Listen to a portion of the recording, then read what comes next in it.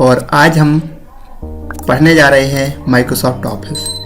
Generally होता क्या है कि आज का जो नया पैटर्न है उसमें कंप्यूटर आना अनिवार्य हो गया है और उसमें से भी एमएस ऑफिस से रिलेटेड कम से कम 8 से 10 क्वेश्चन आते हैं। तो एमएस ऑफिस के अंतर्गत MS Word, MS Excel, MS PowerPoint, MS Access, इन 4 से रिलेटेड ज़्यादा क्वेश्चन आने की संभावना रहती है। तो इस वीडियो में हम इन चारों में से सबसे पहले एमएस वर्ड को पढ़ेंगे, इसके बाद एक्सेल को पढ़ेंगे, इसके बाद पावर पॉइंट को पढ़ेंगे, इसके बाद एमएस एक्सेस को पढ़ेंगे। इन सभी को वैसे क्वेश्चन सॉल्व करेंगे, वैसे क्वेश्चन पढ़ने की कोशिश करें जो कंपटीशन की दृष्टि से इम्पोर्टेंट है या एग्जाम में आने के लिए इम्पोर्टेंट है, तो उन पर फोकस करेंगे और उससे आपका लगभग 90% नंबर उसी में से आएंगे। तो आइए शुरू करते हैं माइक्रोसॉफ्ट ऑफिस। तो माइक्रोसॉफ्ट ऑफिस क्या है? माइक्रोसॉफ्ट ऑफिस एक सॉफ्टवेयर है। माइक्रोसॉफ्ट ऑफिस एक सॉफ्टवेयर है जिसके अंतर्गत MS Word, MS Excel, MS PowerPoint, MS Access और आउटलुक और भी आते हैं, लेकिन हमें इन 4 पर फोकस करना है। ओके मित्रों, मैं आपको एमएस ऑफिस 2003 के सभी मेनू पढ़ाऊंगा। क्योंकि अभी आ तो गए हैं 2010 तक के, लेकिन मैं 2003 का क्यों पढ़ाऊंगा? क्योंकि जो एग्जाम में पूछता है, वो जो मेनू पूछता है वो आज के जो एमएस ऑफिस हैं, यानी 2000 का जो एमएस ऑफिस है उसमें वो मेनू शो ही नहीं होते और हमें इसलिए समझ में नहीं आता कि ये कहाँ से पूछ लिए, तो और हम उनका प्रैक्टिस भी नहीं कर पाते। तो इसलिए मैंने अपने कंप्यूटर में 2003 का एमएस ऑफिस इंस्टॉल किया है और हम 2003 के सारे ऑप्शन देखेंगे, क्योंकि उसमें हमें सारे ऑप्शन क्लियर से दिखाई देते हैं, इसलिए हम 2003 के ऑफिस को पढ़ेंगे। ओके, तो यदि पूछा जाए माइक्रोसॉफ्ट ऑफिस क्या है, तो माइक्रोसॉफ्ट के जो मेंबर अगर पूछे जाएं तो माइक्रोसॉफ्ट के जो मेंबर हैं वो MS Excel, MS Word, MS PowerPoint, ये सब क्या है? माइक्रोसॉफ्ट ऑफिस के मेंबर हैं। ओके, तो इन मेंबर में से सबसे पहला हम एमएस वर्ड उसको पढ़ेंगे। तो माइक्रोसॉफ्ट ऑफिस माइक्रोसॉफ्ट कंपनी है, उसने डेवलप किया था, जो कि एक अमेरिका की कंपनी है और उसमें से हम सबसे पहले शुरू करते हैं माइक्रोसॉफ्ट वर्ड। तो सबसे पहले हम देखते हैं कि माइक्रोसॉफ्ट ऑफिस के किसी भी मेंबर को स्टार्ट करने के लिए क्या प्रोसेस है। तो माइक्रोसॉफ्ट ऑफिस के किसी भी मेंबर को, यानी वर्ड, एक्सेल, पावर पॉइंट या एक्सेस को स्टार्ट करने के लिए सबसे पहले स्टार्ट पर क्लिक करते हैं। स्टार्ट पर क्लिक करने से हमें ये लिस्ट प्राप्त होती है, यानी ये मेनू प्राप्त होती है। इसमें से ऑल प्रोग्राम पर जाते हैं तो जो हमारे कंप्यूटर पर जितने भी प्रोग्राम इंस्टॉल है उनकी लिस्ट आएगी और इसमें से हमारे यहाँ एमएस वर्ड लिखा रहेगा, उस पर क्लिक करेंगे तो माइक्रोसॉफ्ट ऑफिस की विंडो खुल जाएगी। मेरी इसमें इंस्टॉल नहीं है, लेकिन मैं आपको अभी जिसमें इंस्टॉल है उस वाले सॉफ्टवेयर में बताता हूँ। तो यहाँ पर एमएस वर्ड लिखा रहेगा, उस पर क्लिक करते हैं तो माइक्रोसॉफ्ट वर्ड की फाइल खुल जाएगी। तो आपके सामने इस प्रकार से एमएस वर्ड की विंडो आ जाएगी। आप इसको डेस्कटॉप पे अगर आपका आइकॉन है तो उस पर डबल क्लिक करके भी आप उसको ओपन कर सकते हैं, या राइट क्लिक करके ओपन पर क्लिक करके भी आप इसको ओपन कर सकते हैं। अब मित्रों बात करते हैं एमएस वर्ड की। एमएस वर्ड क्या है? एक प्रकार का वर्ड प्रोसेसिंग सॉफ्टवेयर है। इसको कभी मत भूलिएगा, क्योंकि एग्जाम में अक्सर पूछा जाता है एमएस वर्ड क्या है। तो एमएस वर्ड क्या है? एक वर्ड प्रोसेसिंग सॉफ्टवेयर है। ओके, यानी इसमें हम एमएस वर्ड के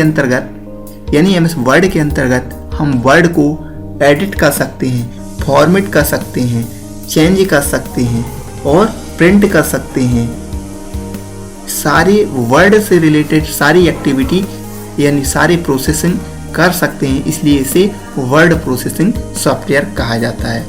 ओके, इसको भी माइक्रोसॉफ्ट कंपनी ने डेवलप किया था और यह क्या है? एमएस ऑफिस का एक मेंबर है। ओके, तो सबसे पहले समझते हैं इसका परिचय। इसमें सबसे ऊपर आपको ये पट्टी दिख रही है, ये तो इसको क्या बोला जाता है? Title bar. टाइटल बार क्यों बोला जाता है? क्योंकि यहाँ पर एक साइड एमएस वर्ड का टाइटल डला रहता है, यानी माइक्रोसॉफ्ट वर्ड लिखा है, और यहाँ पर जो भी हम प्रोग्राम चलाते हैं उसका टाइटल दिया हुआ होता है, तो इसलिए इसको बोलते हैं टाइटल बार। सबसे किसी भी प्रोग्राम की सबसे जो ऊपर की पट्टी होती है उसे टाइटल बार ही कहा जाता है। क्यों? क्योंकि यहाँ पर जो भी हम प्रोग्राम चलाते हैं उसका टाइटल दिया रहता है। सपोज दैट मैं यदि यहाँ पर यदि मैं यहाँ पर VLC प्लेयर ओपन करता हूँ तो इसमें भी टाइटल बार रहेगी। तो इसमें क्या दिया है, टाइटल VLC मीडिया प्लेयर। तो टाइटल बार से हम ये पता लगा सकते हैं कि कौन सा प्रोग्राम चल रहा है। और इसके एक साइड 3 बटनें रहती हैं, वो सभी में रहती हैं, जैसे इसमें भी 3 बटनें हैं। सबसे पहली बटन को मिनिमाइज बोलते हैं, इससे हम अपने प्रोग्राम को छुपा सकते हैं, टास्क बार में छुपा सकते हैं। इसके बाद जो अगली बटन है उसको बोलते हैं मिनिमाइज, वो मैक्सिमाइज और रिस्टोर। इसके 2 नाम है एक्चुअली, मैक्सिमाइज और रिस्टोर। जब इस पर ले जाते हैं माउस की बटन तो देखो रिस्टोर आ जाता है, मतलब अभी ये विंडो की मैक्सिमाइज अवस्था है। इस पर क्लिक करेंगे तो ये छोटी हो गई, अब जाके इस पर क्लिक करेंगे तो अब मैक्सिमाइज यानी बड़ा, तो ये बड़ा हो जाएगी। तो इसके 2 नाम है, मैक्सिमाइज आबलिक रीस्टोर। मैक्सिमाइज यदि रीस्टोर होगी तो मैक्सिमाइज कर सकते हैं, और यदि मैक्सिमाइज है तो उसे रीस्टोर कर सकते हैं। इसके बाद आखिरी बटन है, इसको क्लोज बोलते हैं। इस पर हम क्लिक करेंगे तो माइक्रोसॉफ्ट ऑफिस को बंद कर सकते हैं। तो ये 3 बटन है, मिनिमाइज, मैक्सिमाइज आबलिक रीस्टोर और आखिरी का क्लोज। तो ये हुआ टाइटल बार। इसके बाद अगली जो पट्टी है इसको बोलते हैं मेनू बार। इसमें 9 मेनू रहती हैं, file, edit, view, insert, format, tool, table, window और हेल्प। इसमें 9 मेनू रहती हैं, इसलिए इसको बोला जाता है मेनू बार। इसमें बहुत सारे ऑप्शन रहते हैं जिससे हम कोई भी कार्य कर सकते हैं। ओके, अगली जो पट्टी है, अगली जो टूल बार है वो है standard tool bar. Standard tool bar क्यों बोलते हैं इसको, क्योंकि इसमें MS वर्ड से रिलेटेड स्पेशल ऑप्शन परफॉर्म करने के लिए, स्पेशल कार्य करने के लिए कुछ स्पेशल ऑप्शन प्रोवाइड किए जाते हैं। स्पेशल कार्य करने के लिए स्पेशल ऑप्शन प्रोवाइड किए जाते हैं, इसलिए इस टूलबार को कहा जाता है स्टैंडर्ड टूलबार। यहाँ पे देखिए, अगर हमें नई फाइल खोलना है तो न्यू बटन पर क्लिक कर देंगे।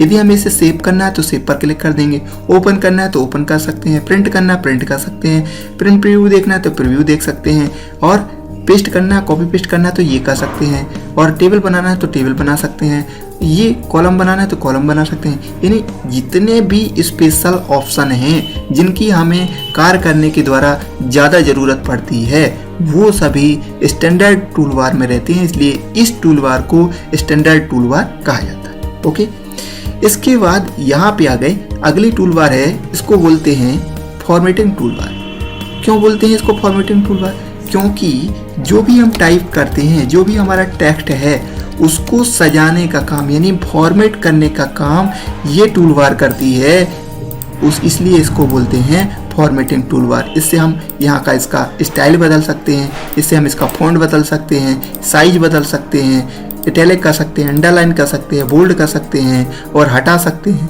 इसके बाद लेफ्ट राइट सेंटर ये अलाइनमेंट कर सकते हैं, इनकी लाइनों का गैप सेट कर सकते हैं, बुलेट नंबर दे सकते हैं और उनका कलर चेंज कर सकते हैं। यानी जितने भी टेक्स्ट को फॉर्मेट करने से संबंधित जितना भी कार्य है वो हम फॉर्मेटिंग टूलबार से कर सकते हैं, इसलिए इसको क्या बोला जाता है, फॉर्मेटिंग टूलबार। ओके, इसके बाद थोड़ा नीचे आते हैं, अगली टूलबार है हमारी ये रूलर लाइन। एक्चुअली हमारे MS वर्ड में 2 प्रकार की रूलर लाइन होती है, एक हॉरिजेंटल और एक वर्टिकल। वर्टिकल मतलब ऊर्ध्वाधर, हॉरिजेंटल मतलब क्षैतिज।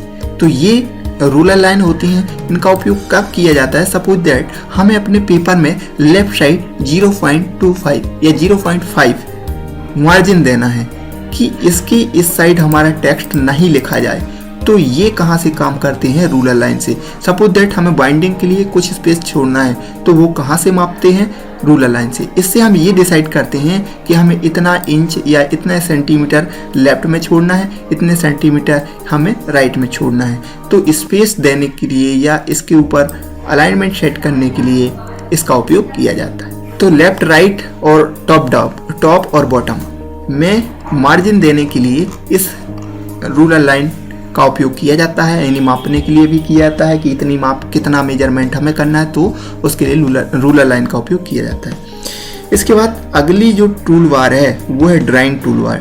ड्राइंग टूलबार ये नीचे आपको दिख रही होगी, इसको क्या बोलते हैं, ड्राइंग टूलबार।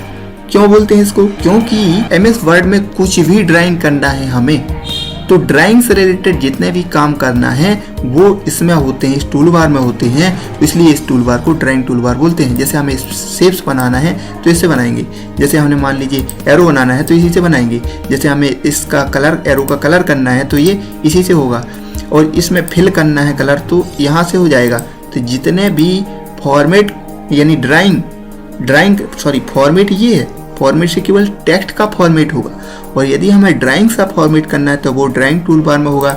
ऑटो शेप्स, कोई भी आकृतियाँ बनानी है तो ये हमसे यहाँ से बना सकते हैं, और इसमें कलर करना है तो वो यहीं से कर सकते हैं। तो जितने भी काम होते हैं ड्राइंग से संबंधित वो कहाँ पर होते हैं, ड्राइंग टूल बार पर, इसलिए इसको क्या बोलते हैं, ड्राइंग टूल बार। ओके, जो शैडो देना है तो ये शैडो वगैरह जितने भी फॉर्मेटिंग करने से संबंधित काम होते हैं वो ड्राइंग टूल बार में होते हैं। इसके बाद है ये स्टेटस बार, इसको क्या बोलते हैं, स्टेटस बार।